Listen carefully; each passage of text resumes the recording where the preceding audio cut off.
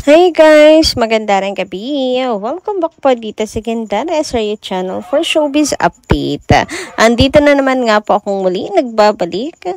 Ang nagmamaganda ninyong kachismosang Kim Pao, wala na nga pong iba si Gandara upang maghatid sa inyo ng latest update and fresh happenings patungkol kina Kim Chiu and Paolo Avellino. And para nga po sa gabing ito, ayan, ang tatalakayin natin pag-uusapan ay may kinalaman nga po dito sa hindi na po talaga mapigilan, hindi na po tawag dito, hindi na kayang pigiling ilabas ang katotohanan kasi marami nang nakakapansin. And patuloy rin naman kasi kumbaga hinahayaan lang rin naman nila Kim and Paolo na malaman ng lahat. I don't think na tinatago naman nila ang bagay na to, kaya kung mapansin man, okay lang. Pero bago pang lahat, sa mga di pa nakaka-subscribe sa ating channel, pakiclick lang po muna tayo na subscribe button natin at notification bell na nandyan sa baba para mag-updated po kayo at ma-notify tuwing may bago tayong chika at balita hingga sa Kim Pao. Basta po mga balita na may kinalaman kina Kim Chiu and Paolo Avellino, sagot na po natin yan. Anyway, ayan, simulan nga po muna natin ang ating update dito sa komento ni Jairus Kitchen. Ayan, Sir Jairus, pagandang gabi. Ang sabi niya rito, Aki can represent holding the key to someone's heart, making it a romantic gesture. Baka yan ang gusto ni Ate Kim. It symbolizes unlocking new doors in life, such as success, love, or personal growth. Ito talaga yung meaning nun i-research nyo, gantong-ganto talaga.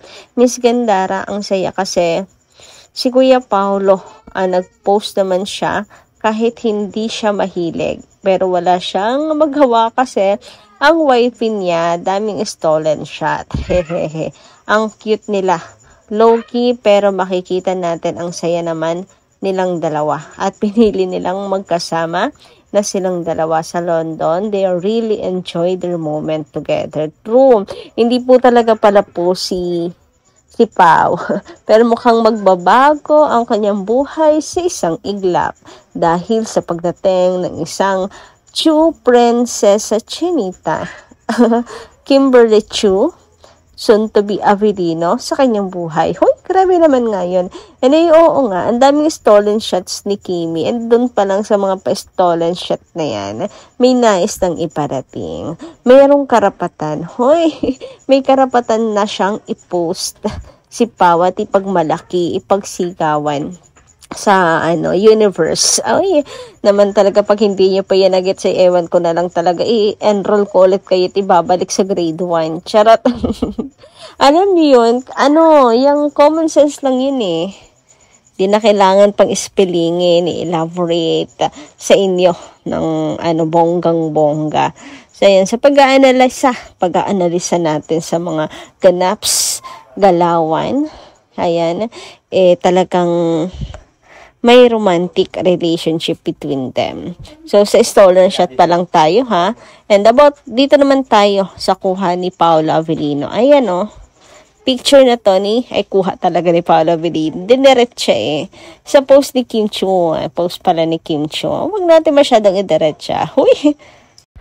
So, nakikita nyo po ba yan? Nakikita ko dito sa bandang baba sa kaliwa. Nakikita nyo ba yung anino na yan? Yung kamay, yung ulo na yan, kaninong anino yan? Huy, kahit anino lang yan, kilalang kilala ko. And kung kayo ay talagang lagi nakasubaybay, kilala nyo na ultimo anino, di ba? And alam naman po natin kung sino po talaga ang tunay na kasama ni Kim Chiu. Hindi naman po ata secret yan. Kaya alam niya sino ang poging photographer and videographer ni Kim Chiu dyan. Grabe, nasa tamang tao na talaga siya. Yan ang hilig ni Kim mag-pinost, mag-minodel, magkumuha ng mga ganyan. Tapos ayun, nakatag-post na siya ng sarili niyang videographer and photographer. Anyway, ayun na nga. Napansin rin ng mga netizens, yung mga paanino na yan. Kitang-kita yung anino kasi talaga namang hindi nyo maitatanggi. Ayan yung ulo niyan at kamay. Grabe din yung effort ha. Effort para makakuha ng napakagandang shot. Grabe. And hilig rin talaga siya ni Paolo Avellino. So, hindi siya napipilitan sa part na yan. Okay? Yan ang masasabi natin. Grabe din nga yung effort. Ano po, nakakatuwa. Ang sarap lang isipin. Tapos yung mga netizens, ayan, ang publiko, napansin din ng anino na yan. And hindi na talaga maitatagot, may kukubli pa. Ang tunay na namamagitan nga di umano sa kanilang dalawa. And so far, wala naman tayo nababasa or nakikita po mga negative comments. And wala namang reason para magbigay ng negative comments kasi unang-una wala naman ng tinatapakan and malaya naman yung dalawa. So, hindi rin naman possible, hindi naman imposible yung magka-developan sa work. At ang importante dito, hindi naman sila kagaya ng iba na maka-fling or flirt lang. Knowing Kim Chiu, napaka-decente kaya niyan. Tagal na sa show business pero napaka-loyal. Ang haba, long-term relationship talaga siya. Talaga siya, for forever, road to forever talaga. Hindi lang talaga binibigay pa sa kanya. Siguro nasa maling tao pa siya. And ngayon, sana tamang tao na nga this time. Wala ko na mabasang negative comments about, and magandang sign yan na napapansin po talaga ng mga netizens na rin ito ang galawan ng Kim Pao. Kasi ang kasunod niyan, intriga, kasunod niyan, chismis, blind item, and soon pag-amin na. Diba? And I don't think naman na hahakot ng negative comments. Kasi, bukod sa bagay silang dalawa, parehas naman pong walang tinatapakan na tao. So, yun yung masasabi natin. Anyway, samantala, ayon naman kay Mang Remedios Ramos, maganda rang gabi. Para sa aming Kim Pao, hindi kami komportable na makatambal ni Paolo si Julia sa ginawa niya kay Kim. Kaya ngayon sinasabi ko sa inyo, mangyayari lamang yun na may makatambal siyang iba kapag kahinayaan ninyo. Diba? Yun lang naman yun. Si Paolo na yung nagsabi or mayroong indirect na sinasabing huwag niyong hayaan na mamatay or mawala po ang Kim Pao. Diba? O hanggat may demand, andyan ang Kim Pao. Doon pa lang dapat gets nyo na. So kung ayaw nyo at hindi kayo komportable, di wag hayaan. Itsura pa lang niya, may pagkamataray na.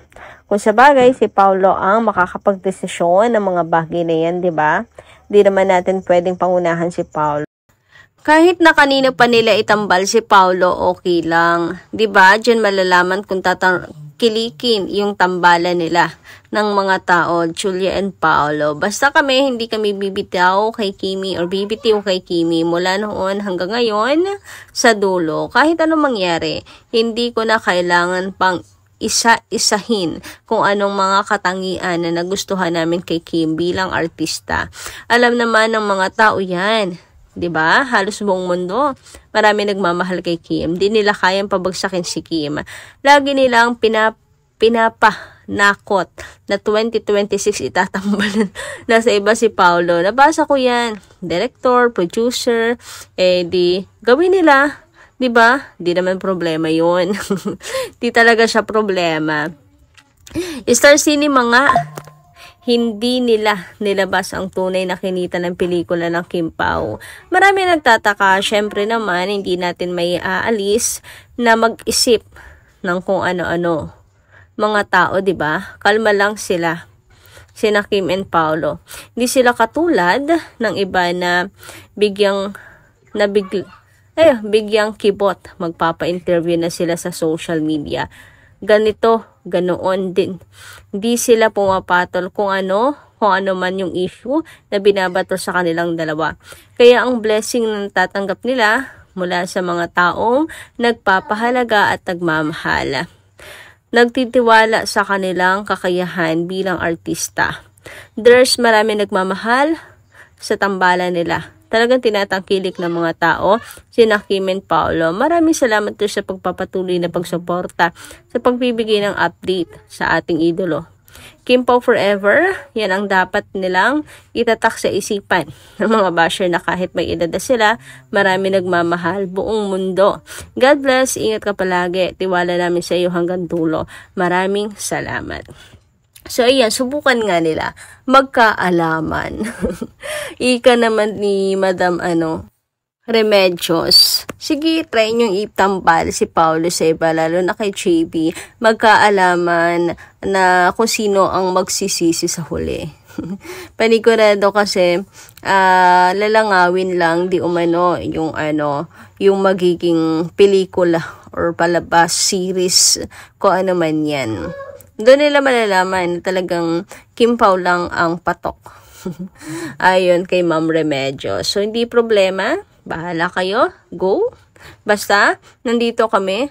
Kim Pao lang at hindi susuportahan ng anuman na tambalan. Anyway guys, hanggang dito lang muna aking update. Maraming salamat po sa inyong pakikinig. Kita-kits po muli sa susunod kong chika. Maraming salamat.